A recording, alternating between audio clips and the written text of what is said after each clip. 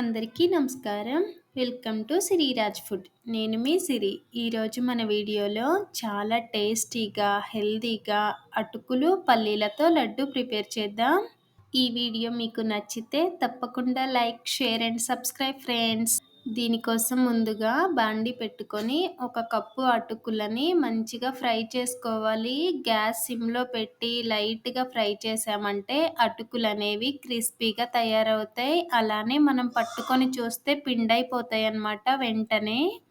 ఇలా ఫ్రై చేసిన అటుకులని పక్కకి తీసేసి ఇప్పుడు మళ్ళీ అదే బాండీలో ఒక కప్పు పల్లీలు వేసి పల్లీలను కూడా మంచిగా వేయించుకోవాలి. ఈ పల్లీలని గ్యాస్ సిమ్లో పెట్టి వేయించామంటే కొంచెం టైం పట్టినా సరే లోపలి వరకు మంచి కలర్ వస్తాయన్నమాట. పల్లీలు కూడా మంచిగా వేగిపోయినాయి కదా, వీటిని కూడా పక్కకి తీసేసి ఇప్పుడు ఒక గిన్నె పెట్టుకొని ఒక కప్పు పల్లీలు, ఒక కప్పు అటుకులకి నేను ఒక కప్పు బెల్లం వేస్తున్నా. ఈ బెల్లం వేసి కొంచెం వాటర్ వేసి దీనిని కరిగించుకుంటే సరిపోతుంది. ఎలాంటి పాకం రావాల్సిన అవసరం లేదు. ఇప్పుడు ఒక మిక్సీ జార్ తీసుకొని మనం ముందు ఫ్రై చేసుకున్న అటుకులు ఉన్నాయి కదా, అటుకులు వేసి మంచిగా మెత్తగా మిక్సీ పట్టుకోవాలి. అటుకుల పొడి మరీ మెత్తగా అవ్వదన్నమాట, కొంచెం రవ్వలానే ఉంటుంది. ఇలా అయిన తర్వాత ఒక ప్లేట్లోకి తీసేసుకుందాం. ఇప్పుడు మనం ముందు వేయించిన పల్లీలు ఉన్నాయి కదా, చూడండి పల్లీలు అయితే మంచి కలర్ వచ్చినాయి అన్నమాట. గ్యాస్ సిమ్లో పెట్టుకొని వేయించుకున్నామంటే ఇలా మంచిగా బంగారు కలర్ వస్తాయి పల్లీలు. పల్లీలను మాత్రం కొంచెం బరకగానే మిక్సీ పట్టుకోవాలి. అప్పుడే మనం చేసే లడ్డూలో పల్లీ పలుకులు తగులుతూ టేస్టీగా ఉంటుందన్నమాట.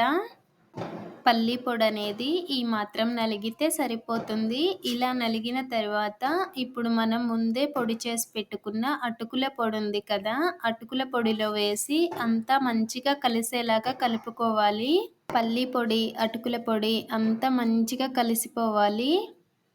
పల్లి పొడి, అటుకుల పొడి మంచిగా మిక్స్ చేసుకొని పక్కన పెట్టేసి ఇప్పుడు ఒక బాండీ పెట్టుకొని 2 స్పూన్ల నెయ్యి వేసి కొంచెం బాదం పప్పు, కొంచెం జీడిపప్పు వేసి దోరగా వేయించుకోవాలి.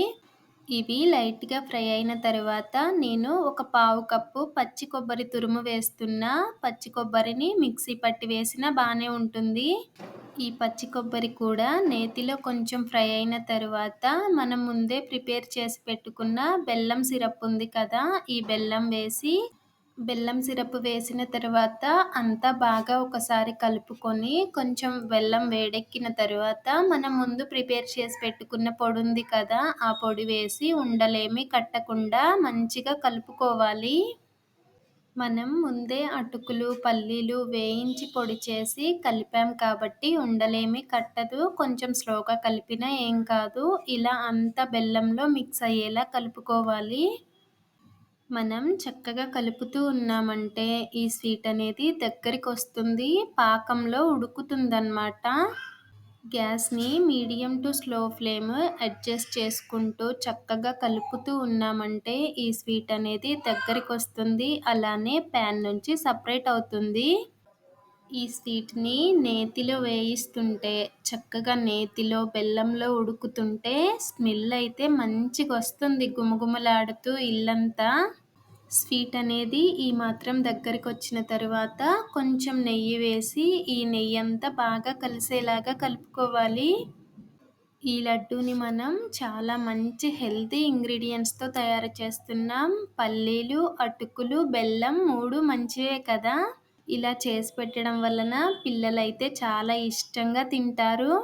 ఆల్మోస్ట్ ఈ స్వీట్ అయితే దగ్గరికి వచ్చేస్తుంది. మనకి చూస్తే అర్థమవుతుందన్నమాట ఇది లడ్డు అవుతుందా లేదా అని. లేదు, మనం చేసేది కొంచెం లూజ్గా ఉందంటే దగ్గరికి వచ్చే వరకు ఉడికించుకోవాలి.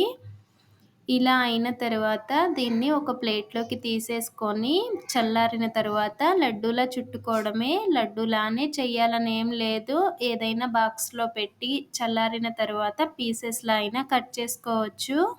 ఈ లడ్డూని చిన్నపిల్లల నుంచి పెద్దవాళ్ళ వరకు అందరూ తినొచ్చు, అలానే ఈజీగా ప్రిపేర్ చేసుకోవచ్చు. మన ఇంట్లో ఉండే ఈ 2-3 ఐటమ్స్తోనే మంచి స్వీట్ ప్రిపేర్ చేసుకోవచ్చు. ఈ వీడియో మీకు ఎలా అనిపించిందో తప్పకుండా కామెంట్ చేయండి. ఈ వీడియో మీకు నచ్చితే తప్పకుండా లైక్ చేయండి, షేర్ చేయండి, సబ్స్క్రైబ్ చేయండి. మన ఛానల్లో ఇంకా మంచి మంచి వీడియోస్ ఉన్నాయి. కుదిరితే ఒకసారి విజిట్ చేయండి. రేపు ఇంకో మంచి వీడియోతో మళ్ళీ కలుసుకుందాం. By bye friends.